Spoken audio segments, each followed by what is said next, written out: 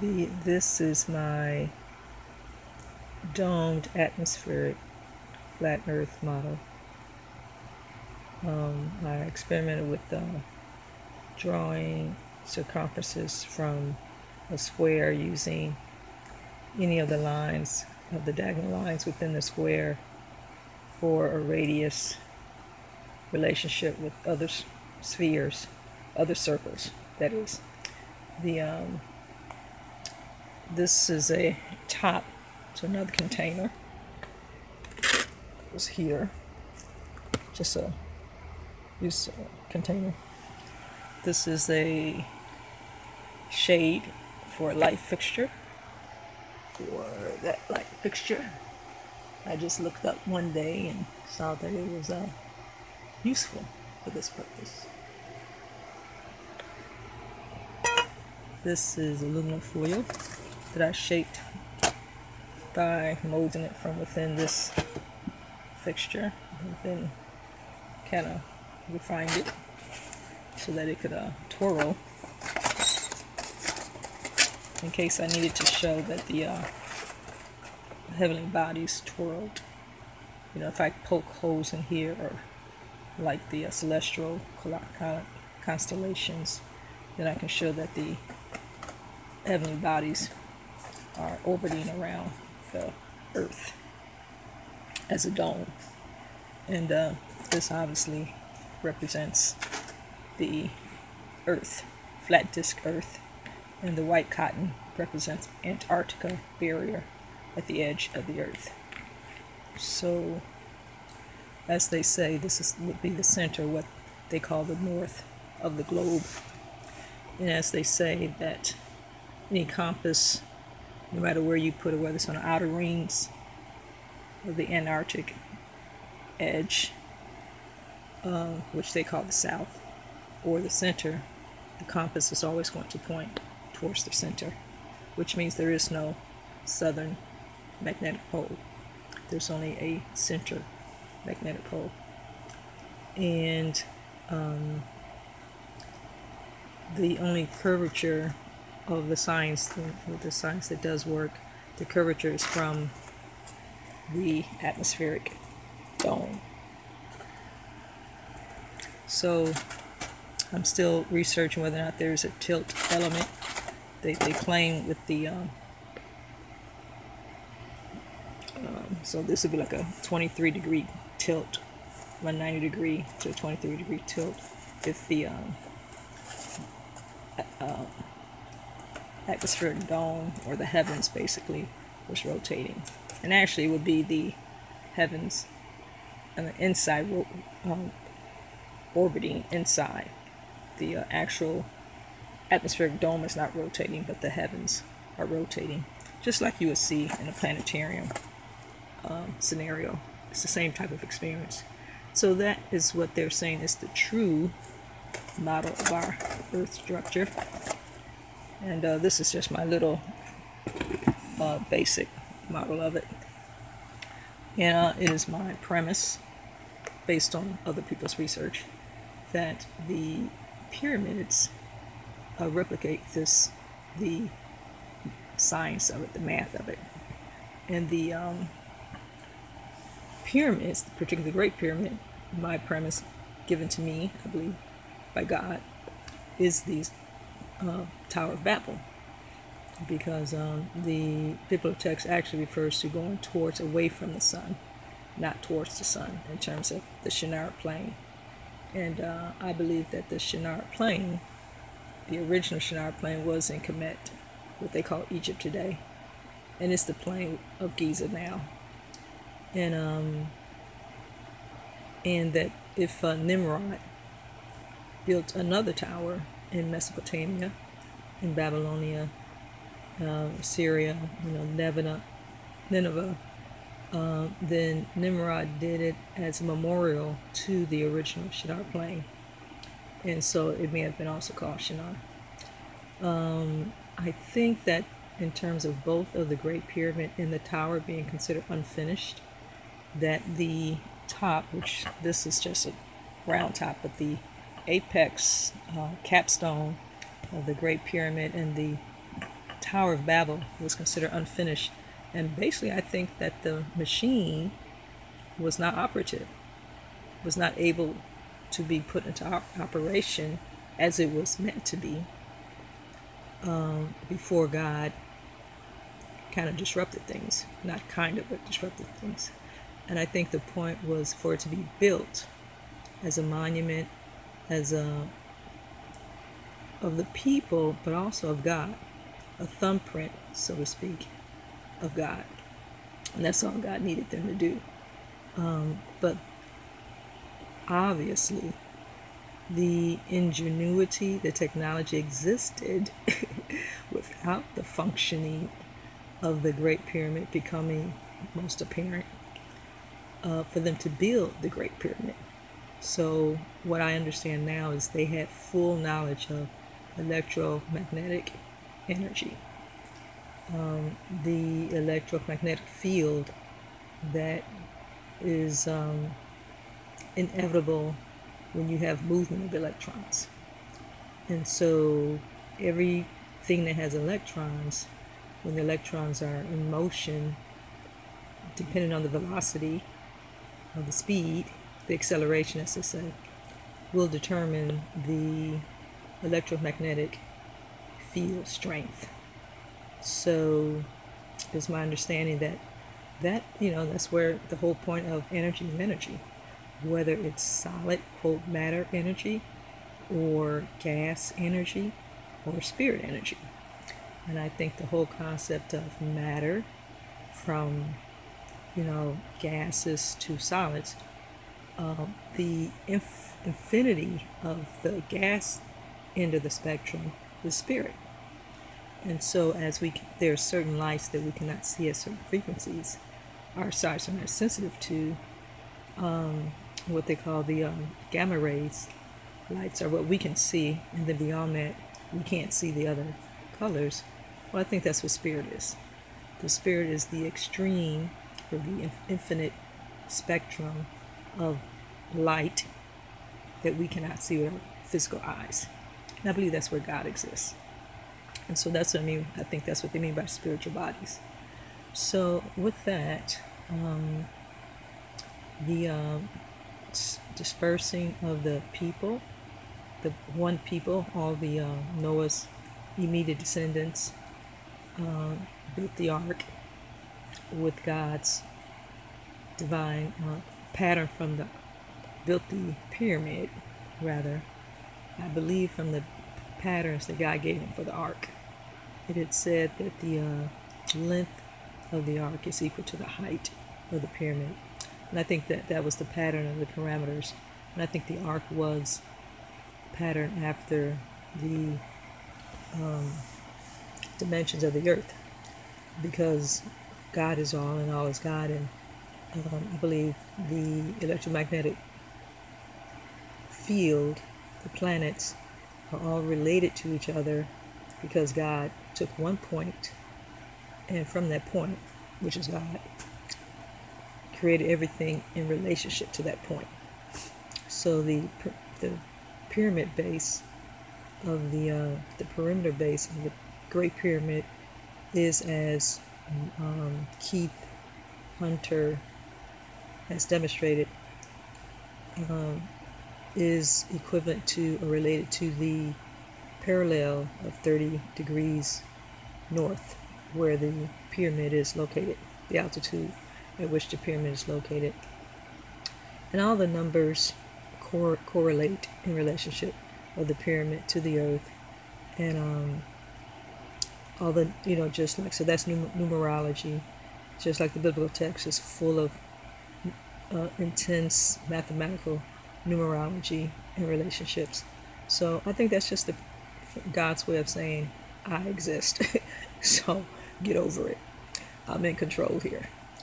And so yeah, and everyone has their role and their function, and God's not worried. The time is coming with all the truths and all the pieces of the puzzles. God is bringing that together. God's coordinating that from the truth that this is the true structure of our universe as we understand it. There is no such thing as Darwin's species evolution. Newton's gravity is, as someone put it, I guess, nonsense. And the only reason why you need Newton's gravity is if you have a globe, sphere. And so we don't need, because God's, I believe it's God's point to show that God was above, and God speaks of the earth as his footstool, and the footstool is below. So God was just showing a relationship between God and us, how far above God is. Because there are three sections. There's the higher heaven, way. Then there's the heavens, the atmosphere, our dome. Then there's earth. And that was the point. And you can't really demonstrate that with a globe. So Isaiah, I think it was Isaiah 55, and reiterates that point, that the heavens are higher than, God is higher than our thoughts and our ways. So, so Copernicus, Newton, even Socrates, Plato's, Aristotle, the Greeks are just kind of God's tools to show how deceived we can be. And all of us who, we are all gullible, we all believed it. And Darwin, Columbus got lost, all that is just to show that God does what God wants to do. We are all under God's control. We all are conscripted, so to speak, to a role. And it's all to God's glory and God's plan. And so, as the earthly, quote, powers to be think they are in control, I believe and am convinced that God is about to demonstrate that the truth, the veil is going to be lifted soon. We'll see the spiritual divine power of God in all God's glory. Well, I can't say all God's glory because God is infinite. We'll never see all God's glory. I suspect it'll take infinity. So with that, I thank all the people who God has used to bring me to this truth, all the people God used in their lives to bring them to the point of study, research, the time, the labor to research everything they did, from the realhistory.com about the connection between white skin and albinism, leprosy and white skin, and the person who God created and formed, and to go through the trouble of researching the numerology of the biblical test, all the people who researched the pyramid in good faith in demonstrating its true ingenuity and superiority, and in essence God's divine intervention. The people who researched John Temple Brimstone, he took the time to research the biblical text and the language to show that what Paul really said was opposite of what people actually interpret today.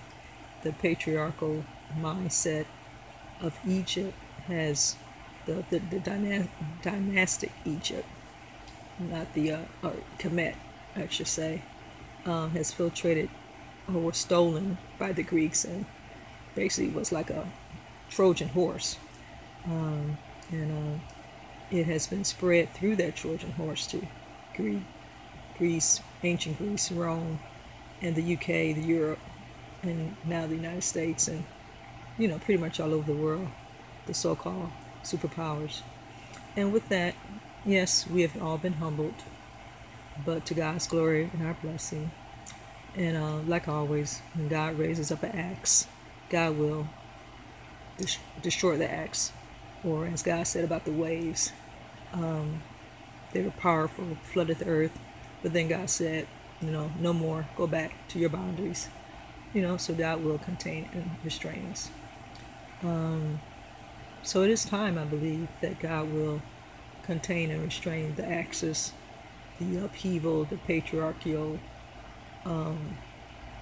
souls, so to speak, that God created for that purpose, to humble those who God has chosen for this cycle to be in eternity. And that brings up the point of cycles. People talk about the globe tilt and the precessional dating, and I guess they're trying to find an understanding for the understanding of the ancients, as we call them, the ancients of our cycle, and just the long count, the calendars, the Carmen Volter talks about the Egyptian records showing so many people that it couldn't have been just in 6,000 years. And I think it's become apparent to me that to some point, as you know, what they talk about the Indian Hindu understanding of a reincarnation, and you know, just that whole concept, and the fact that God is eternal. I can't imagine that this is the only cycle of creation, this one time. I would suspect that this has been going on for infinity, and so that there is a constant cycle. But I think there is a group, so to speak, cycle that may be a 6,000 year or and then 24,000 years, and then 36,000 years, an eon, so to speak. And 6,000 years are the individual cycles, but that perhaps each soul has to go through a 6,000 year cycle 4 times. And I relate that to the seed falling on the path, amongst the weeds and amongst the rocks. And then eventually you have the seed that falls on good soil. So perhaps one soul has to go through the process 4 times, which would be the 24,000 years. And then there are 6,000 years, maybe a transitional period, 12,000 years from the actual final judgment of the 24,000 years, where the people are, all of that group of 24,000 years, of 4 groups of 6,000 years, all make it into eternity. And there's perhaps a 12,000 year transitional period to creating another heavens and another earth. So whether or not this heaven and earth is used 4 times, I'm not sure. Could be. And then after the 4th time, there's a 12,000 year period of transitional period of making another new heaven and a new earth, as God determines time. 12,000, but that's just all speculation. I don't know. But I do think cycles are written in the math of the pyramids, of the African-Myan calendar, of spirals in nature, and I think the spirals are also indicated in that perhaps if you do the basic spiral formula, which I did it the long way, 1 + 1 is 2, 2 + 1 is 3, 3 + 2 is 5, 5 + 3 is 8, 8 + 5 is 13, and go on and on for 23 of those cycles. You get 45,700 something. I forgot exactly. And if you divide that by 360, then I believe that would tell you the actual size of the perimeter of the earth. I believe the 23 cycle of spirals, 45,000 is equivalent to the 45,000 miles, perhaps, of the perimeter of the earth.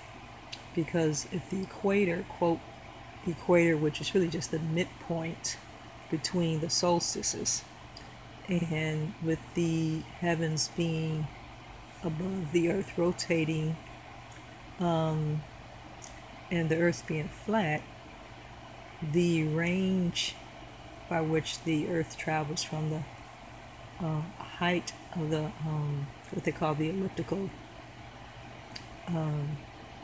pattern of the earth from summer to winter, that range changes, as it has changed from being north to being more south.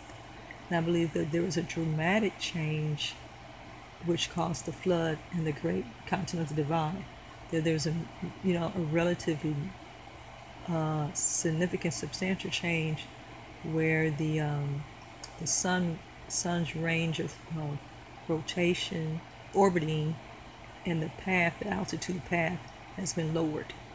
So now we went from 360, as Kevin Hunt demonstrated, we went from 360 days in a year as the sun traveled further south of the, if this is the range, wasn't originally the range, and then over some period of time, God allowed it to go further south, then that's the wider part.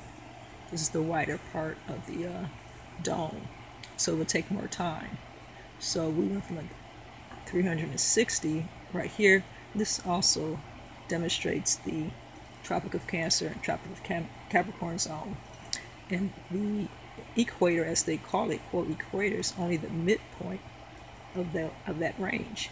And as that range changes, so does the midpoint, so to speak, the equator, where there is an even amount of sun in summer and length of days, that also changes.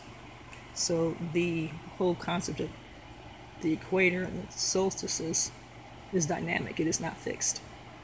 So because the range, so you go around one time, that's a day. But if with this range of altitude, you go around one time, and each time you're going lower and lower on the on this altitude, okay? And by the time you get down here, where the sun is about lower, you've had a year. So, and also, as they said, that when you do this spiral, that is a spiral, okay? But the spiral, so we're counting time with the dome. The dome is what allows us, in the orbiting of the bodies, allows us to count time. We're counting distance with the Earth from the center to the outer rim, 360 degrees out. Each one same equal distance, but the altitude, but the circumference gets from smaller to larger. And basically, and I guess a lot of people keep asking me, what was the point? What's the whole point? And God is an artist. That's what I say. God is an artist. And what God has told me is that artists create. That's what they do. It's the heart of an artist. And God creates. It's like breathing. That's the way God breathes. By creating and recreating, destroying and creating, destroying, creating, recreating. And can you imagine the joy that as artists is that we get to express ourselves? Can you imagine the joy of taking no physical thing, turning it into dirt, and turning that dirt into a living, breathing being, and then turning that physical, breathing, living being into a spiritual being that reflects yourself?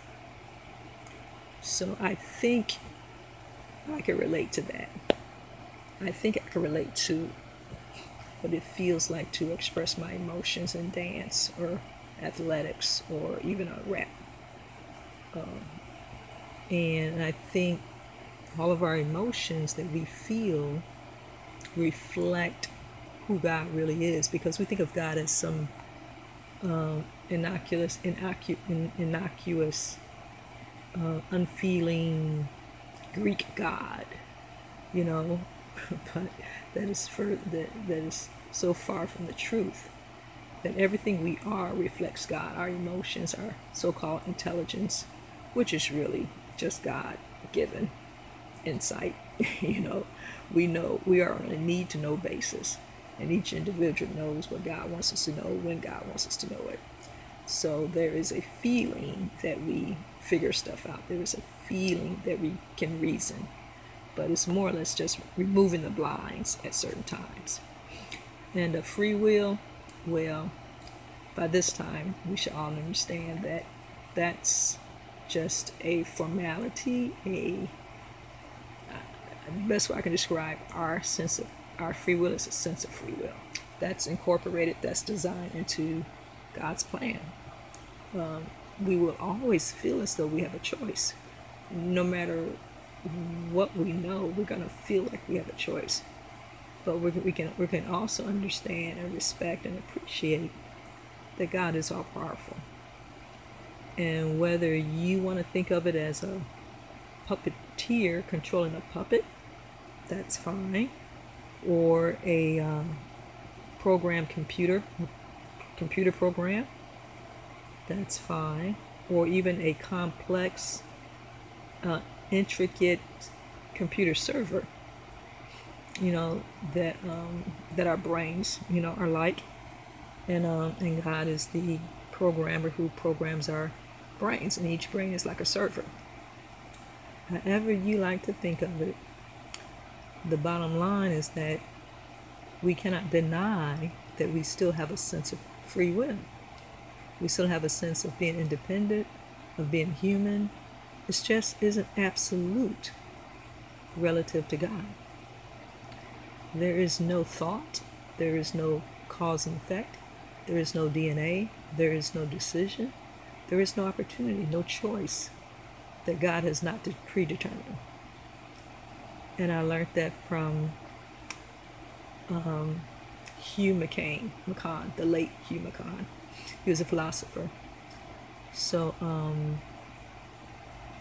yeah, I think that's it. So this is September 29th. It is about 2:47 now. I guess I started 31 minutes ago. So I guess it's about 2:15 or so. And again, this is September 29th, 2:47 a.m. right now. And yeah, well, the last thing I guess I should add is that it's a short time. I'm not going to disclose what I think that time is unless God enables me to, but it's a short time. Yeah, God is going to right every wrong. And our brothers and sisters who have been chosen for this time, the cycle for, quote, ignoble use, the axis, they'll have their turn also for salvation. Because I think that's what God meant when he said that it is God's will that all be saved. And God is not slow as some deem slowness, but God is patient, not wanting anyone to perish. And I think the terms age to age refers to cycles. And so when God says that all who are not given unto him, given unto God, will always, for eternity, will go through that process of being thrown into the fires of recreation, so to speak, being thrown back in the furnace. But that soul, I'm from my understanding right now, that soul will be intact and be, quote, reincarnated, so to speak, as it said in the Gospel of Thomas and Mary. There was a conversation with Jesus and Mary, and I think I forget if it's the Gospel of Thomas, the Gospel of Mary, and they were asking, well, how will we come back? And Jesus said, oh, as the same species, kind after kind. People are not going to come back as birds, and birds are not going to come back as people, but each one will come back as their kind. Just like creation, everything was created and produced, formed by its kind. So, the other concept of electrons, I think when creation, Genesis talks about the deep, the waters, it's talking about electrons. And it's the electrons, as we understand, it's the basic material of creation, so to speak, that we can't see, we've never seen, but they're small. And as Mark McCutcheon pointed out, that our so-called particles are just different numbers of electrons. So the proton nucleus is a certain amount of close knitted electrons to make a a difference in what we call charge and versus the outer shells of the atom, you know, which are less dense in terms of electrons. So when you have a dense, compact number of electrons in the center, that produces what they call a proton effect, the positive effect. And then you have the outer shells of the electrons that produce, because they're so few, they still produce a negative effect, so you get that basically differential like you do with high pressure, low pressure air, you know, and that's what causes motion, a differential dynamics. So, and apparently that's what causes electromagnetic fields, moving electrons from that